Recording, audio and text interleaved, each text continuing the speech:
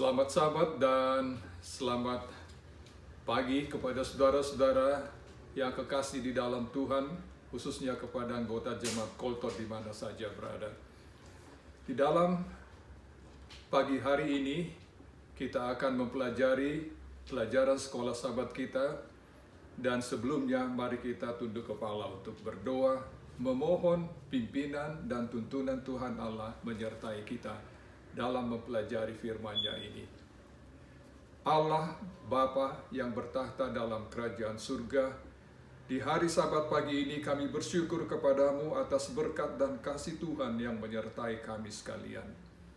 Di pagi hari ini kami akan mempelajari firman Tuhan lewat pelajaran sekolah Sabat.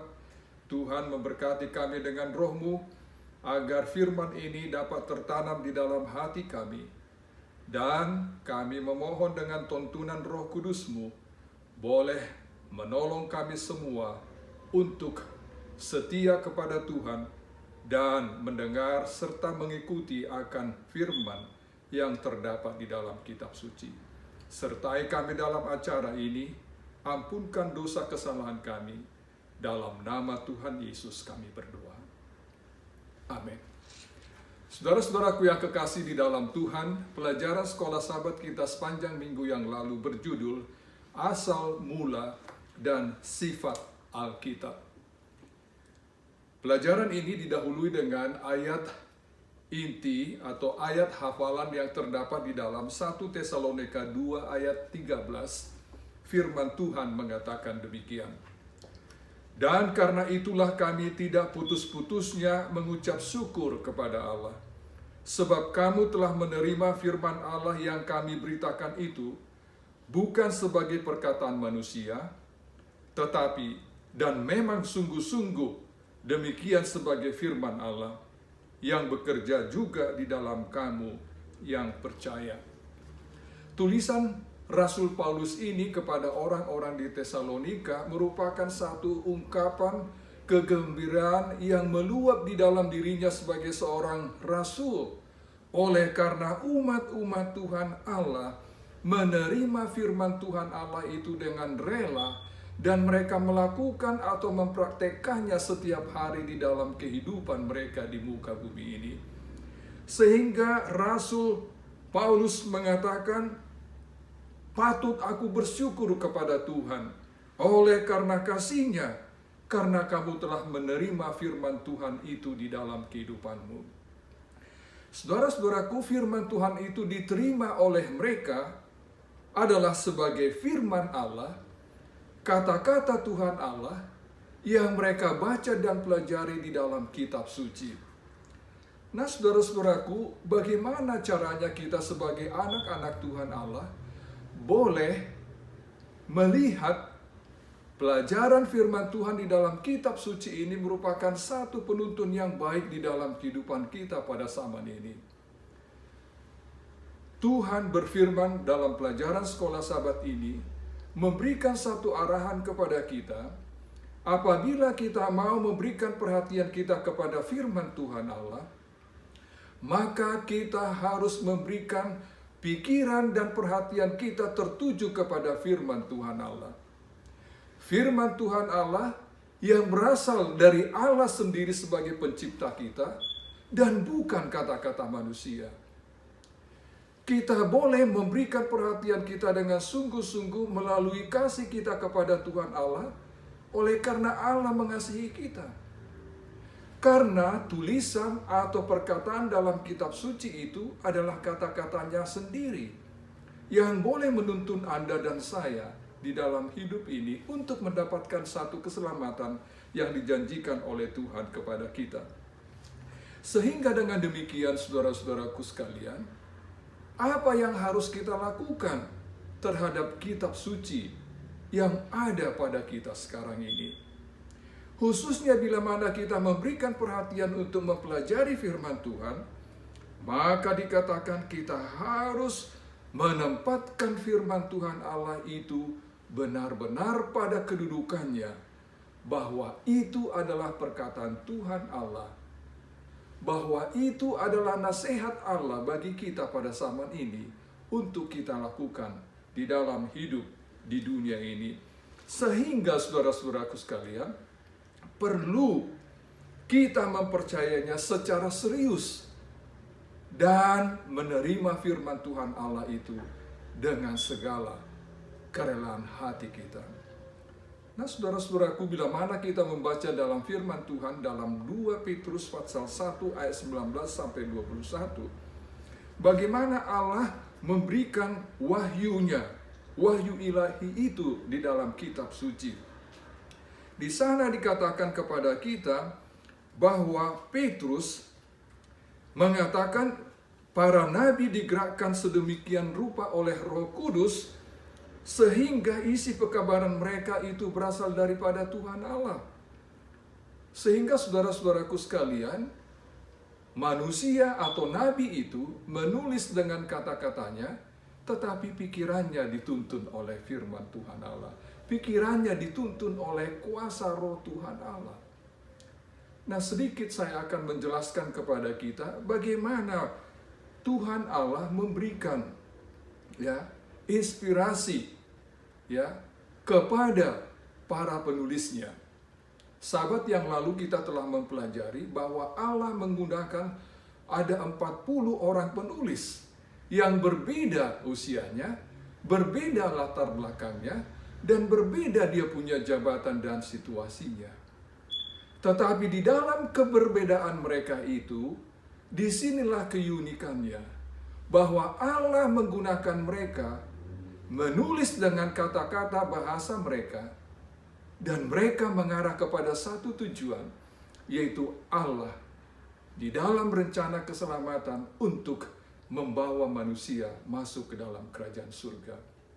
Saudara-saudaraku, di dalam pelajaran ini saya akan mencoba menjelaskan kepada kita bahwa Allah memberikan inspirasi itu kepada para penulisnya sehingga mereka menulis dengan baik. Di dalam hal ini Allah menguasai pikirannya. Saudara-saudaraku, di dalam proses penulisan Alkitab ini ada dua perkara yang perlu kita ketahui. Thought inspiration. Thought itu adalah pikiran. Allah menguasai ke-40 penulis ini dengan tuntunannya, kemudian mereka menulis dengan kata-kata mereka sendiri. Itulah namanya thought inspiration. Kemudian verbal inspiration. Verbal inspiration ini adalah kata-kata yang ditulis oleh seseorang dengan menirukan apa yang diperintahkan oleh orang tersebut kepadanya. Contoh yang dapat kita kenal dan kita alami pada waktu kita hidup di dunia ini, khususnya ketika kita duduk di bangku sekolah pertama SD. Sering guru mengajak kita untuk belajar dikte. Ibu pergi ke pasar. Ibu pergi ke pasar. Disebutkan 3 kali. Lalu dia perintahkan, tulis. Murid-murid menulis, ibu pergi ke pasar. Itulah verbal inspiration. Allah di dalam memberikan firman-Nya tidak dengan verbal inspiration. Tetapi Allah memberikan firman-Nya ini kepada kita manusia, yaitu dengan thought inspiration. Pikiran manusia itu dikuasai oleh Roh Tuhan Allah. Allah menggunakan manusia itu dengan bahasa manusia. Allah menggerakkan mereka dengan rohnya, sehingga pekabaran itu ditulis menjadi satu perkara yang sangat baik untuk menuntun kita kepada keselamatan. Di dalam 2 Timotius 3 ayat 16 dan 17 menyatakan kepada kita bahwa firman Tuhan Allah itu bermanfaat untuk mengajar, untuk menyatakan kesalahan, untuk memperbaiki kelakuan, dan untuk mendidik orang di dalam kebenaran. Firman Tuhan Allah ini begitu berkuasa. Firman Tuhan Allah itu mempunyai satu tujuan yang sangat indah kepada Anda dan saya sebagai orang-orang berdosa di dalam dunia ini. Dengan kata-kata firman Tuhan itu, Tuhan ingin mengajak kita.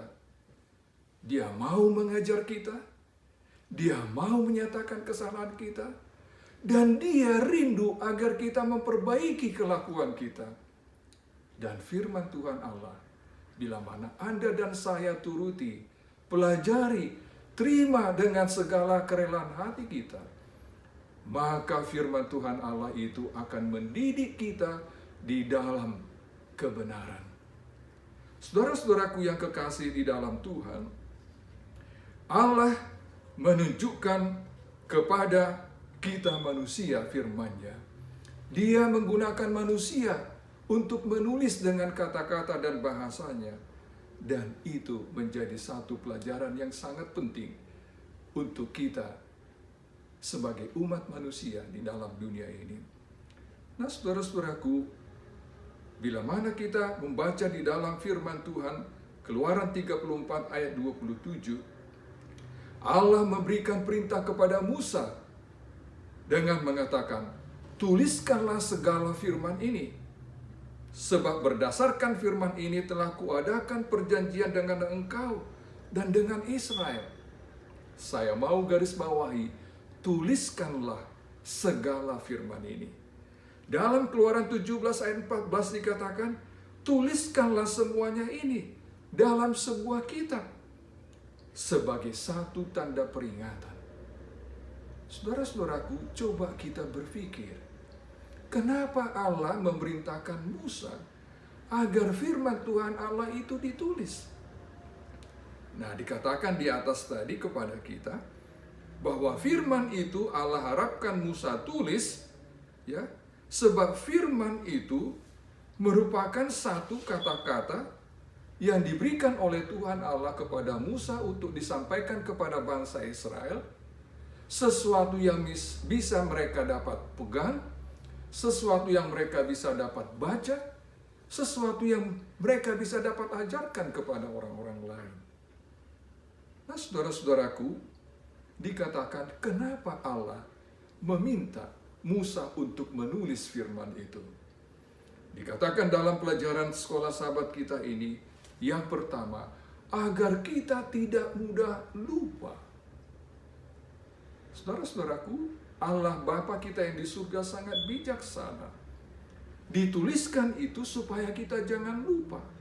Sesuatu pesan yang ditulis, maka kita bisa dapat melihat, ya, keasliannya, kebenarannya, dan kita bisa dapat mengingat kembali apa yang dikatakan oleh firman Tuhan Allah. Yang kedua, dokumen tertulis biasanya dapat disimpan lebih baik dan jauh lebih dapat dipercaya daripada pesan lisan, ya, yang harus disampaikan secara berulang-ulang kepada manusia. Ya. Yang ketiga, firman yang tertulis atau ditulis itu dapat juga disalin berulang-ulang. Saudaraku, inilah kehebatan daripada Allah ini. Dia mengajak Musa untuk menulis supaya firman yang disalin itu dapat digunakan, ya, berkali-kali, dapat diulang-ulangi, disampaikan oleh orang siapapun. Bukan hanya disampaikan oleh nabi, bukan hanya disampaikan oleh pendeta, bukan hanya disampaikan oleh orang tua, tetapi semua orang bisa menggunakannya. Dan yang keempat dikatakan, tulisan itu dapat berbicara kepada orang-orang yang terbatas jumlahnya jika itu dibicarakan di satu tempat. Tetapi jika itu ditulis dalam waktu yang sama, orang begitu banyak di muka bumi ini bisa melakukannya. Dan kesempatan orang untuk mendengar adalah lebih banyak. Dan pekabaran itu dapat disiarkan, diberitahukan ke seluruh muka bumi ini. Saudara-saudaraku, anggota jemaat Colton yang saya kasihi, Allah di dalam menulis firman-Nya, firman Tuhan dalam Yohanes pasal 1 ayat 14 mengatakan, firman itu telah menjadi manusia dan diam di antara kita. Nah sekarang Yesus Kristus ada di dalam kerajaan surga. Kata-kata firman-Nya itu yang dituliskan oleh para nabi, yang dikuasai pikirannya oleh Roh Kudus, sekarang ada di tengah-tengah kita. Ada di rumah Anda, ada di tangan Anda. Jika ini merupakan satu kabar baik kepada kita, apa yang menjadi sikap kita sebagai umat-umat Tuhan? Terlalu mungkin kita memiliki beberapa Alkitab di rumah. Kita tidak sering menggunakannya. Dan ingat, Yohanes 1 ayat 14 mengatakan, firman itu telah menjadi manusia dan diam di antara kita. Saya mengajak firman Tuhan yang ada di kamarmu, firman Tuhan yang ada di kamar tamumu, firman Tuhan yang ada di kamar belajarmu. Baca. Dalam buku Kisah pasal 17 ayat 10 dan 11 mengatakan, orang-orang di Berea lebih baik dari orang-orang di Tesalonika karena dua perkara.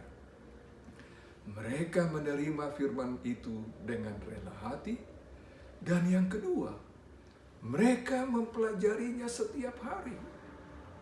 Jadi saudaraku, setiap hari mari kita cintai firman Tuhan itu. Mari kita pelajari firman Tuhan itu. Kita pelajari bukan karena kita dipaksa oleh istri kita, bukan dipaksa oleh suami kita, tetapi sekali lagi, firman itu, Tuhan itu ada di tengah-tengah kita. Mari kita hampiri Dia. Mari kita berbicara kepadanya di dalam doa dan membaca kitab suci itu sebagai perkataannya yang ada pada kita. Sehingga bila mana ini kita lakukan, kita akan dituntun di dalam jalan kebenaran Tuhan Allah. Saudara-saudaraku, di dalam memahami Alkitab, perlu kita menerimanya dengan iman percaya kita. Perlu kita menerimanya dengan kesungguh-sungguhan hati kita, bukan dengan dasar kepentingan kita manusia. Nah saudaraku, di dalam Ibrani 11 ayat yang ke-6 dikatakan, tetapi tanpa iman tidak mungkin orang berkenan kepada Allah. Sebab barang siapa berpaling kepada Allah, ia harus percaya bahwa Allah ada, bahwa Allah memberi upah pada orang-orang yang sungguh-sungguh mencari Dia. Indah sekali. Allah mengatakan, Ia akan memberi upah pada orang yang sungguh-sungguh mencari Dia. Saudaraku, pelajaran ini mengingatkan kita agar kita dapat mempelajari firman Tuhan dengan baik, menerimanya dengan iman kita, dan Tuhan berjanji Dia akan memberikan upah kepada setiap orang yang mencari Dia. Dalam satu kutipan tulisan Roh Nubuat yang ditulis oleh Ellen G. White dalam Signs of the Times tanggal 27 Maret tahun 1884, halaman pertama mengatakan demikian. Manusia menganggap diri mereka lebih bijaksana daripada firman Allah. Bahkan lebih bijaksana daripada Allah. Gantinya menguatkan pijakan di atas dasar yang tak tergoyahkan, dan mereka membawa segala sesuatu ke dalam ujian firman Allah, dan menguji firman itu dengan ide-ide mereka sendiri dari sains dan alam. Dan jika tampaknya tidak setuju dengan ide-ide ilmiah mereka, firman itu dibuang sebagai sesuatu yang tidak layak dipercaya. Saudara yang kekasih anggota jemaat Colton, sering keberadaan kita terhadap firman Tuhan Allah nyata seperti yang dinyatakan oleh tulisan Roh Nubuat ini. Sering kita menganggap diri kita lebih bijaksana dari firman Tuhan Allah. Sering kita menganggap firman Tuhan Allah itu tidak akurat dengan keadaan kita sekarang. Kenapa? Mungkin pengetahuan yang kita pelajari, pengetahuan yang bersifat fana, sementara, merusak pikiran kita. Kita lebih percaya kepada sains, kepada ilmu pengetahuan daripada firman Tuhan Allah. Apa yang terjadi? Kita meragukan firman Tuhan Allah. Bahkan tulisan ini mengatakan, mereka membuang, menyampingkan firman Tuhan Allah itu dari dalam kehidupannya, dan hidup sesuai dengan pikiran dan pengetahuan yang mereka dapat. Saudara-saudara anggota jemaat yang saya kasihi, bila mana berkat Tuhan itu ingin kita miliki, maka terima firman Tuhan Allah itu dengan iman, dan terima firman Tuhan Allah itu sebagai kata-kata Allah sendiri yang berbicara kepadamu pada saat ini. Saudara-saudaraku yang kekasih di dalam Tuhan, kitab suci merupakan satu standar tabiat, ujian pengalaman, pengungkapan doktrin yang membawa kita dekat kepada Tuhan. Dan itu merupakan catatan yang dapat dipercaya akan perbuatan Allah di dalam sejarah di muka bumi ini. Dalam satu kutipan yang terakhir yang ingin saya bacakan di pelajaran hari Jumat, dinyatakan kepada kita, di dalam firman-Nya Allah telah menyampaikan kepada manusia pengetahuan yang perlu untuk keselamatan. Alkitab harus diterima sebagai pernyataan kehendak Allah, teguh dan penuh kuasa. Alkitab standar tabiat yang menyatakan doktrin atau ajaran dan ujian pengalaman. Namun meskipun Allah telah menyatakan kehendaknya kepada manusia melalui firman-Nya, kehadiran dan bimbingan Roh Kudus yang terus-menerus tetap diperlukan. Sebaliknya, Roh itu telah dijanjikan oleh Juru Selamat kita untuk membukakan firman itu kepada hamba-hambanya, untuk menyinarkan dan menerapkan pengajarannya. Dan karena Roh Allah lah yang mengilhamkan Alkitab, maka tidak mungkin pengajaran Roh bertentangan dengan firman Tuhan. Saudara-saudaraku, firman Tuhan Allah itu begitu indah. Firman Tuhan Allah itu menuntun Anda dan saya kepada keselamatan. Dia tidak mau Anda dan saya binasa. Firman-Nya itu ada di tengah-tengah kita. Ada di tanganmu. Satu ajakan diberikan kepada kita pada hari Sabat yang suci ini. Mari kita berdoa agar benar-benar kita insaf, sungguh-sungguh boleh menerima firman Tuhan Allah itu dengan iman percaya kita, bukan dengan pikiran kita. Sehingga kata-kata firman Tuhan yang saya sudah sebutkan di atas tadi, di dalam Ibrani pasal 6, Tuhan akan memberikan upah kepada orang-orang yang sungguh-sungguh mencari Dia. Inilah pelajaran kita pada hari Sabat ini. Tuhan memberkati kita di mana saja kita berada.